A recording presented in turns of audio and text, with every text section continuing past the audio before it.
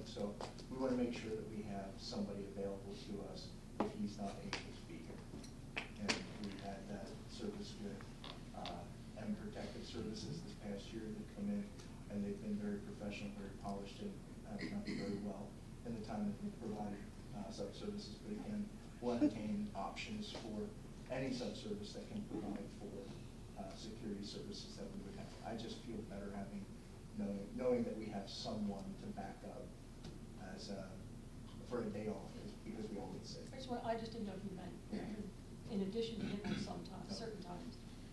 So, does he spend the majority of his time at like the high school, middle school, or? He travels all around, and the support that he's provided to our assistant principals and principals in the investigation, the conversation, and just his ability to build rapport with parents in situations that are a little uncomfortable because of discipline issues have made a big impact in the feel, the understanding, and just the culture, the climate of the building. So he has done an excellent job. If we could clone him and add a second one, I'd say absolutely. The second part of that is it's very difficult to find a good social or security officer, and we saw that this year with the number of applicants that we had out. So we could potentially have that in the budget and not be able to find anybody until March or April of 2026. So I feel as though it's better to have somebody that we know is going to be here, and also have that substitute service available for when he's not, so that we have something in hand instead of waiting and waiting and waiting and potentially not finding it. I do recall when we had this issue in the past, like we would outsource it and they would pay the officer, security officer, very low amount, and they're getting a higher amount, right, and then we can't keep them. Correct. So Correct. That's how so that's still somewhat of a restriction. No.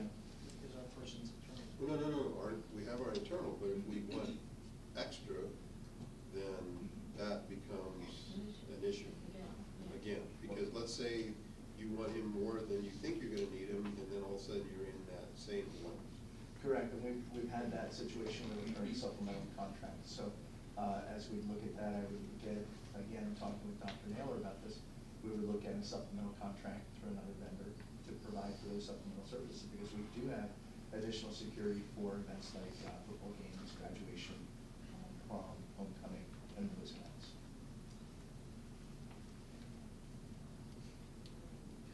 do you want to discuss each of those items up there?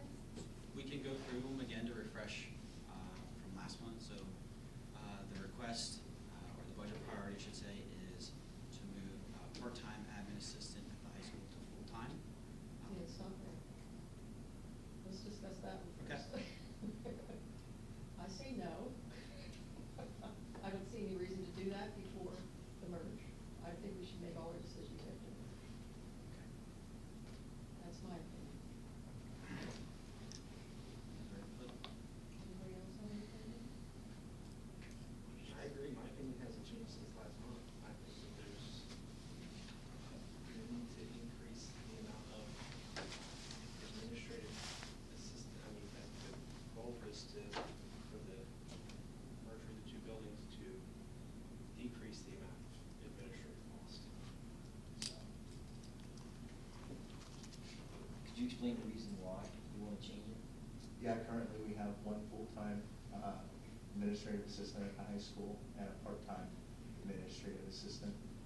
We have roughly a number of different, actually, yes, in the office. In the counseling office, we have a full-time employee in the counseling office. Part of the conversation about part-time to full-time was also to help offset other losses that we've had, to be able to increase opportunities with technology, central registration, central registration, athletics, supporting athletics. So when we do merge, are we going to have a middle school? Are we going to have, so you have the administrative secretaries in front of us, what we're talking about, correct? Correct. Are we going to have two separate locations for these administrative services? Well, one for the middle school and one for the high school? No, they're all going to be in that central same office area. Okay. And But the two that are at the middle school now, or the two we see in front, they will remain, right? They'll come over. We'll Unknown keep the how we're one. restructuring all. We don't know how we're restructuring any of this yet. And that's my issue, because they're talking about raising taxes to do this. And then last month you said, I said, well, what if you find out when you learn that you don't need it? You said, then cut it, but we've raised taxes to do it. That's why I don't agree with doing anything before the merge. And that's fine, our merge isn't really going to happen as far as the board has shared until 26, 27, That's so, fine. yeah. I agree. Yeah, let's Me wait. too. Let's wait. Let's wait. Yeah. Let's wait. Or wait. Okay. And then the other staffing request was to add TA, teaching assistant, to the secondary emotional support classroom, which is the only support classroom in special education that does not have a teaching assistant assigned to it. Some of that struggle is to have the kids move in and out of regular ed and in and out of that classroom helps support those kids, and that was kind of the portion of that request. And that's the class where the student or the teacher can send the child back and forth to the class all day long, is what you think? Correct, and right now it's one teacher having to manage that classroom, teaching, and it's the only classroom that doesn't have a teaching assistant, so So, it's out. how did you manage that up to this point? I'm gonna defer that. Very carefully. And I'm going to look at Dr. Berry because she used to be a high school principal. Yeah. So they've managed it delicately, I would say. So if the student was going out into a classroom, they were not being supported in the classroom because the teacher couldn't go with them. And so if I am going out with the student, I can sit with them, I can keep them on track, I can give them de-escalation, some tactics to keep them within the classroom.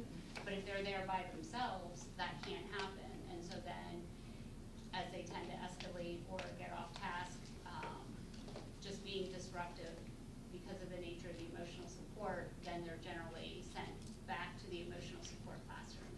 So when that happens, then they are not mainstreamed as much as they could be or should be, based on extra support. That is really the goal of a TA, is to help get kids out into the general population more with support.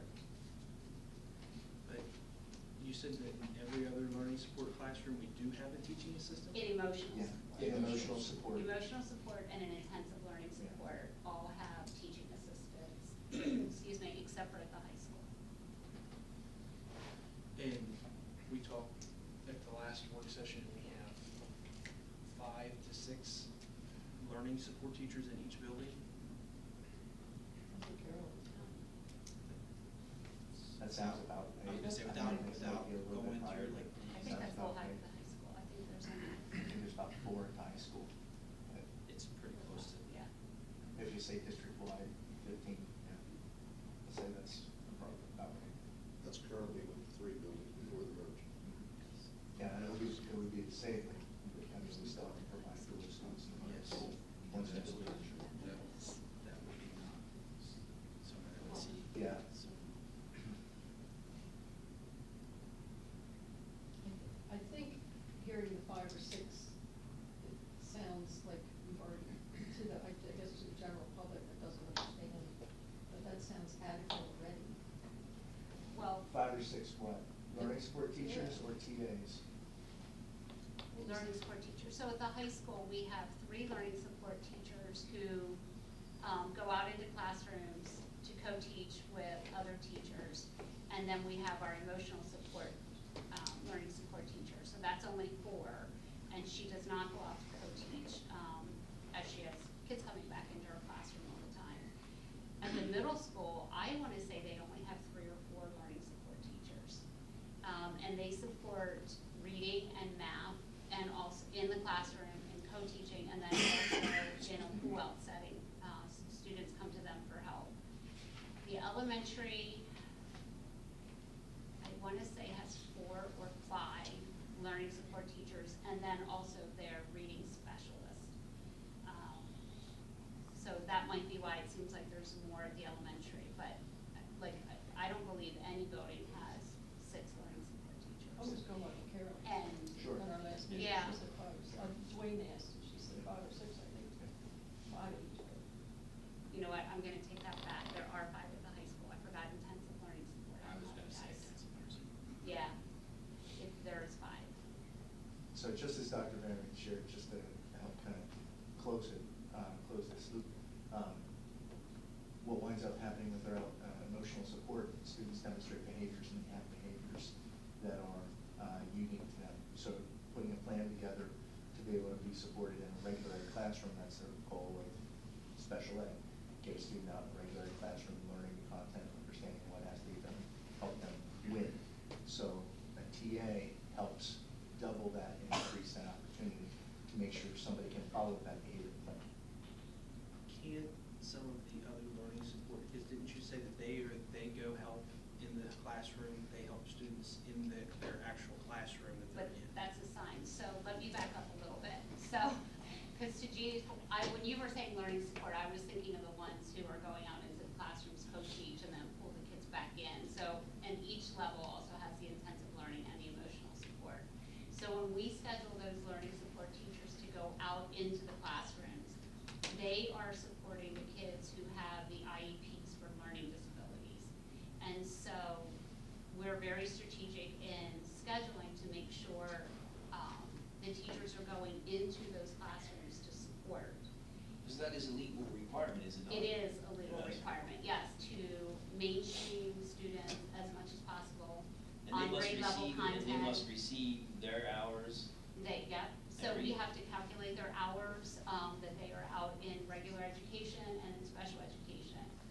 Now, that is not to say that if I was a learning support teacher and I went out to a biology classroom that is already being co-taught, yes, I can receive some support from that learning support teacher.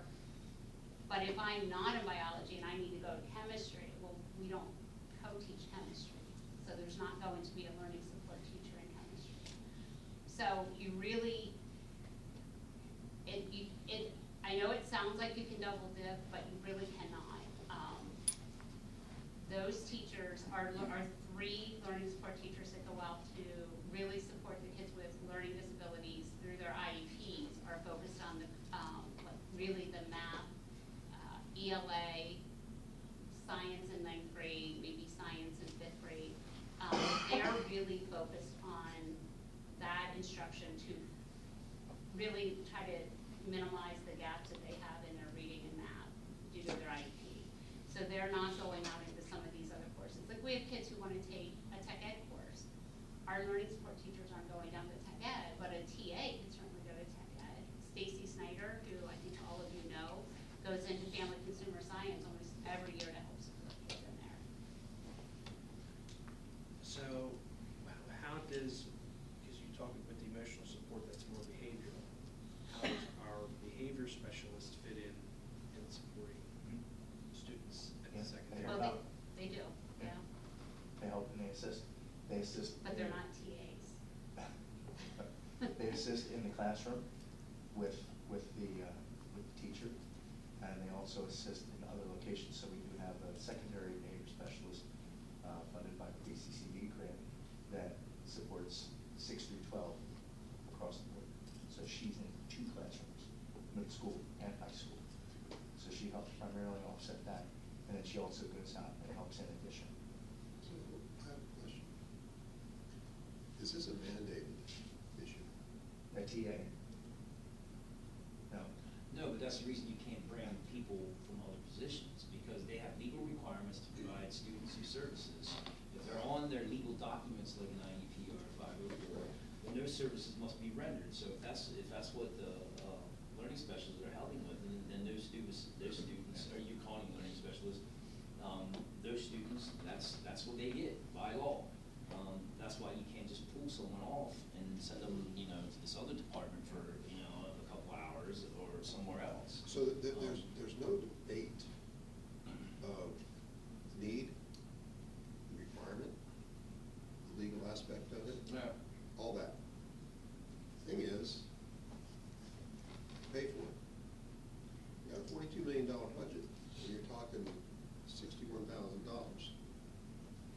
Got to be able to find somewhere out of the 87% of the mandated budget that there's the rest to be able to find to see how we can supply and fulfill all that need and make sure that it's taken care of, and at the same time, be able to see if we can make that work.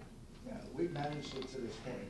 If the committee wants to eliminate a TA, this was an ask, this was something that would provide for that classroom in the event we weren't able to, with all of the things that we do, provide that education for that student.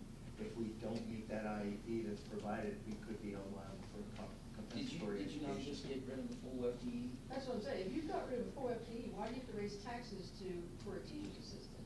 Why, if you've got $109,000 cut right there.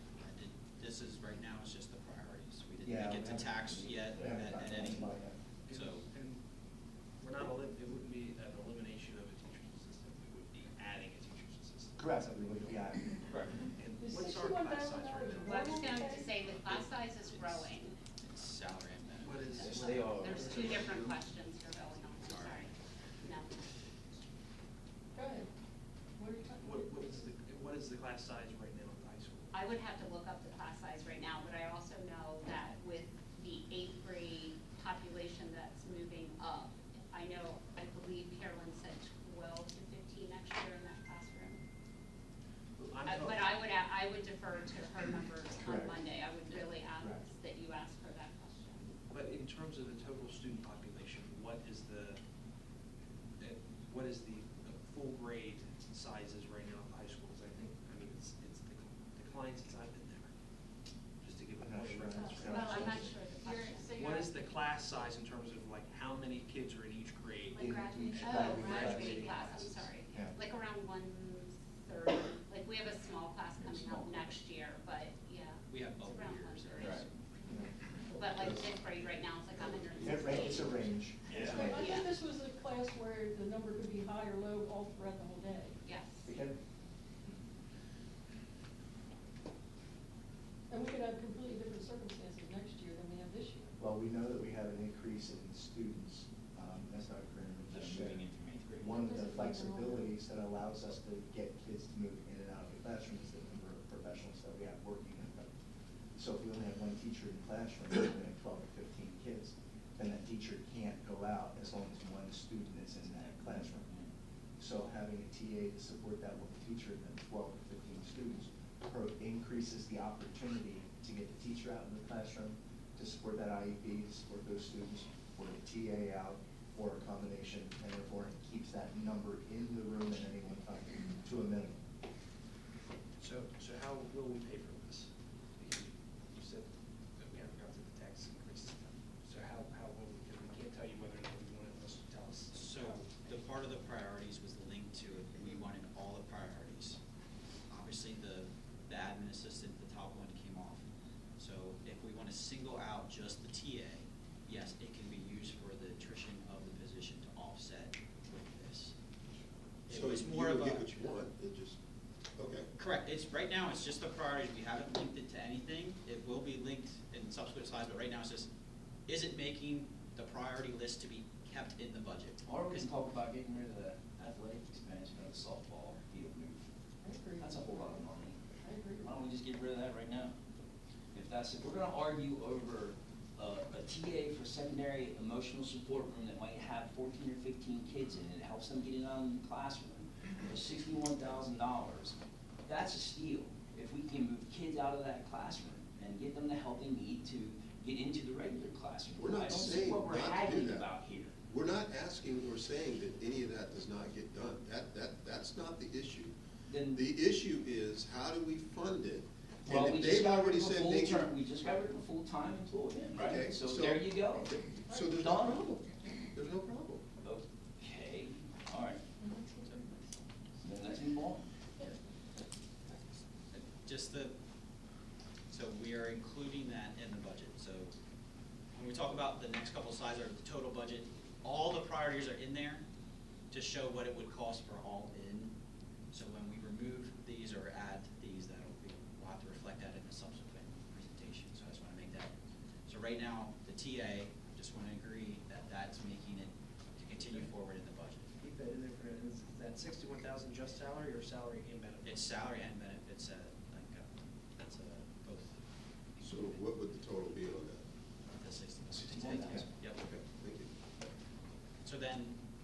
portion is equipment and supplies. The past several years, I've tried to create cycles so they're predictable for departments.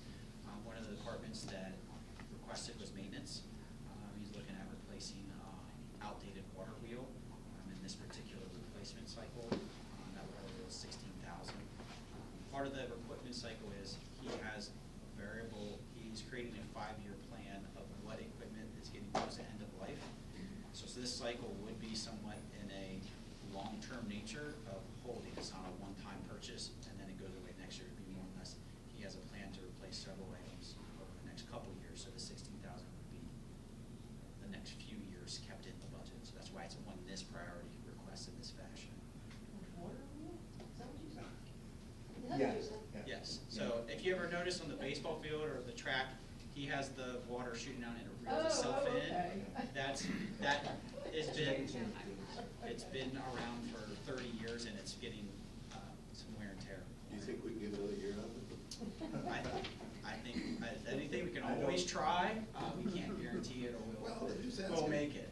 Victor doesn't bring. It's not part of that athletic, No, this is part of the maintenance and grounds. So like all the other priorities, we just need either a head nod or acknowledgement that they are continuing within the budget. It's me, yes. Did you talk about the Chromebook for the cycle? Not yet, we're just for Genius Press Room one by one. I think we should. So that's just the That's the water wheel. Yes. $16,000. Yes, it has a- $16,000 for the water. Hey, I'll come over with my hose of water to water. I'm with Steve, I think that we should see if. See if we can get another year out of it. I just think we should just try to get another year out of it. I agree, Victor doesn't come to us very often, he really does. They're very And I close to think- end of life. I mean, Victor gets it, the money and time out of everything. You know that man, you know, does his best to do everything. And so I don't wanna upset Victor.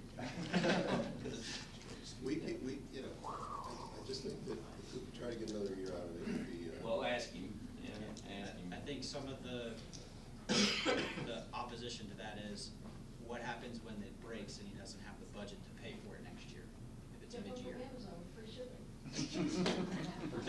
That's why we have it in the budget, and if it doesn't break and he doesn't buy it, then it's not in there, but that's part of that conversation. If it does, I will come to the board to request an addition to the budget to add that back in. So it's now or later is more or less. When equipment that you use to maintain facilities gets to the spot where you're spending more time working on the equipment so that it maintains the facilities, it takes you away from other areas that need your attention. And for 30 years, they've been doing that. Correct. So another year probably wouldn't hurt. Unless it breaks, and we have a budget for it, then. Unless boy, it that breaks. was just a- If you're willing to gamble on that for $16,000, Nice. that's your decision. I don't know, what do you? I have.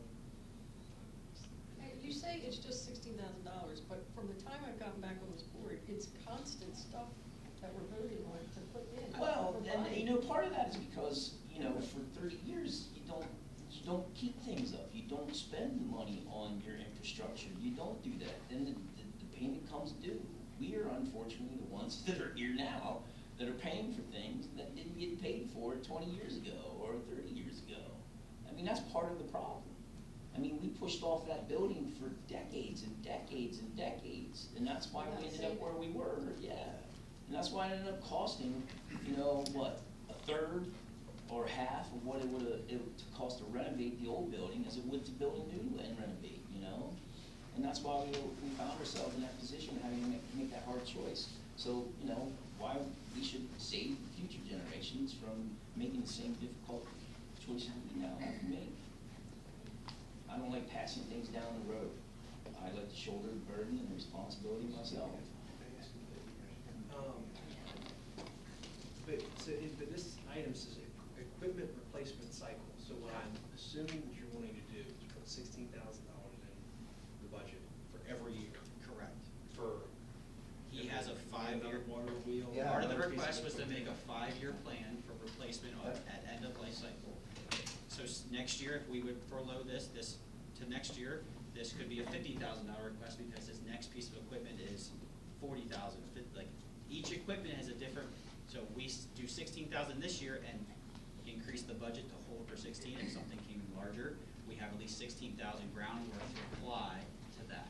So Tom, what I'm hearing, if we got a new water wheel, would that save on the amount of water that we actually put out?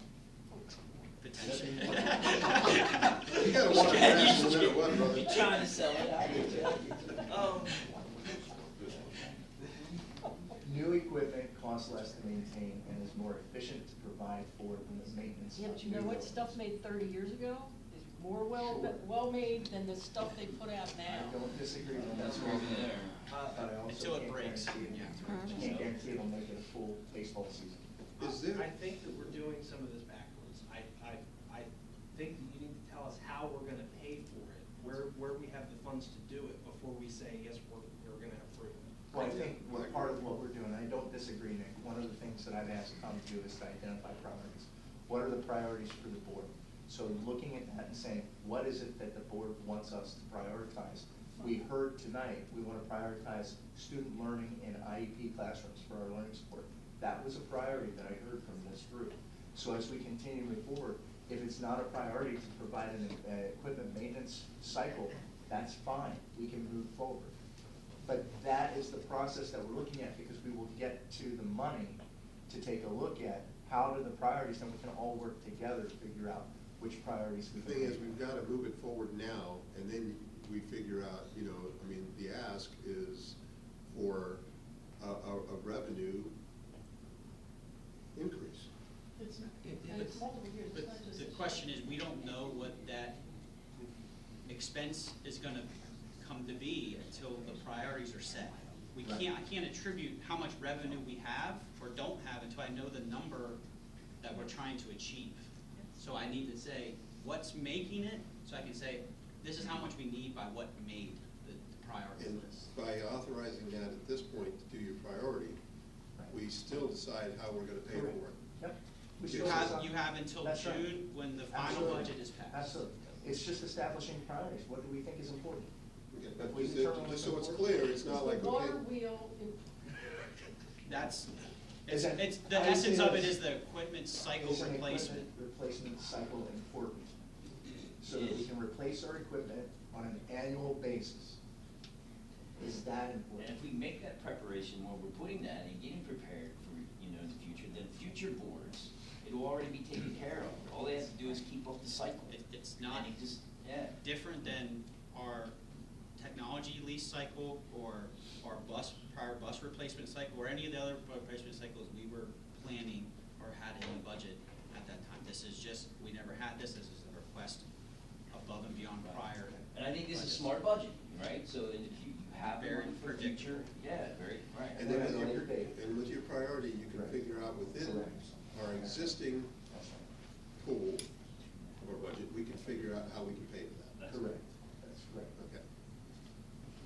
So, you wanna finish the other two, and then we'll, So the next one is that digital document management system. So when MAMS, when we pretty much vacate MAMS, we have a lot of documents that have been there through its entirety. The recommendation, I think, from Dr. Naylor and myself was to start a digital document management system. The request here is very similar in nature. This is a new software that will be with us as long as we support Moving that. forward. Yep. So that is a perpetual ask for 10,000. That's with the initial company we reviewed. So that would escalate as, you know, just like everything else with software would escalate with. So we had talked, I think, a while ago that you have hard copies. Correct. That you have to turn to digital.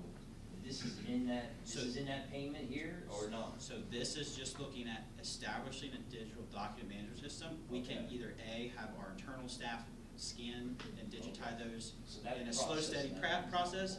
If we wanted to hire somebody else, that would be in addition to this. This is That's just the cost. software Okay. and to manage and house that but, information. you were gonna find out if we still have to keep the paper.